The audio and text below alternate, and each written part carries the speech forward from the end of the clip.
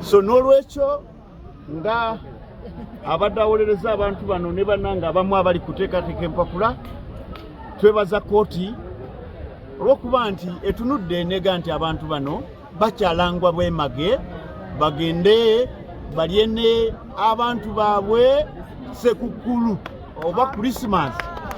So naffe tubaagaliza amazaalibwa amalungi okuva eri pulezidenti wa Law Society Mwami Senior Counsel Ssemakadde. Era tubagamba mugende munyumirwe n'ab'ennyumba zammwe mu bunafu bonna bwe musobola musanyukeko kyekyo. Ibateeka kalukaayo embeera ebadde enzibu ebbanga eriyise naye leero kkooti nawangu twakomyewo mu kkooti eno okwongera okusabira abantu abawaabirwa nti baateeka weema mu kifo ekitakkirizibwa mu nnema. Abantu bano baaleetebwa wano ebbanga liyise.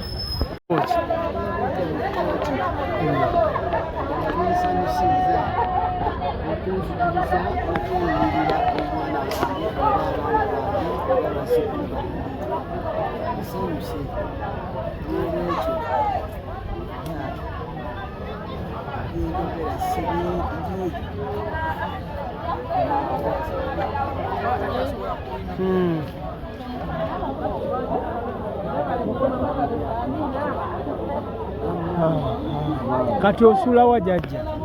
Nsula awo we baamenya ennyumba yange era weesula sivangawo. Ebizibu byonna we binsanga baakomawo baleeta kuleeda neesima ebinnya era biri ebinnya kati nnyanga era omwana okusimattuka n'amala agendayo ne bwoba todda owulidde ne bookya obusiisira bwaffe bwe twali tutaddewo bwonna n'obuziinaziina bwonna obwali awo bwonna ne babuteekako n'esepiki ne bazikubamu ebituli okiwulidde. Ndi awo bwendi era nsula mu lujja nkumaawo omuliro ndi kulumbe era nakumaawo omuliro wensula n'abaana bange ne bazzukulu bange naye omwana wange babadde bamusibi n'abaana bange bonna abalala abalenzi n'abawala bonna abo bonna abaana bakuze nga wendi paka okuva mu 6 nga tufuna obwetwaze ng'andyawo nemukutuuka nga wendi abannema twabasaba batulage we bakoma oba ffe tuli mu bukyamu tukitegeere naye balabye bamaze okumenya ebintu byaffe byonna ennyumba zaffe ziri ku ttaka ne bajja mbu basinga we bakoma kitegeere. Ab'amasannyalaze bajja era ne bayitaawo baatusasula era ne bateekawo we bakoma ne basimba ebikondo byabwe.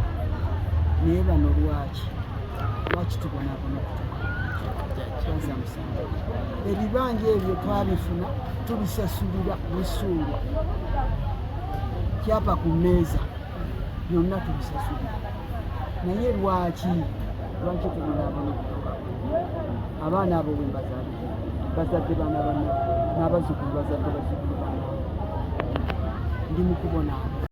Netuwera bamasiikini obwamasiikini tubukooye Museveni tuyambe tukooye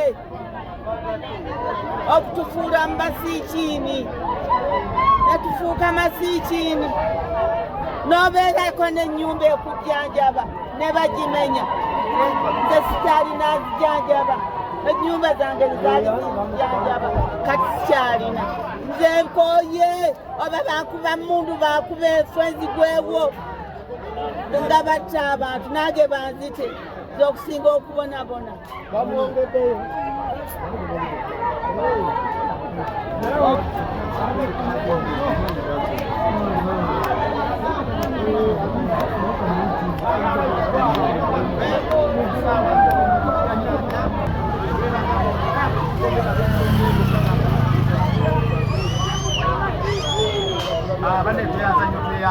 Amanya bakita Saito Nkaka nga nze mwogezi era munnamawulire wa kampu eno ey'abantu abamenyebwa mu Lubigi tulina essanyu lingi nnyo okuba nti omulamuzi akoze ekyabadde ateekwa okukola okulaba nga abantu baffe abawa beyiro nga tewali kapakkulizo konna olw'ensonga bo babadde bagamba nti beesenza naye tebesenzanga wabula bannannyini naye omulamuzi naye akirabye n'atunula mu nsonga zaffe ddala nga tuli batuufu naga nti abantu bano bawoze nga bava wabweru oba balina ensonga yonna ebavunaana.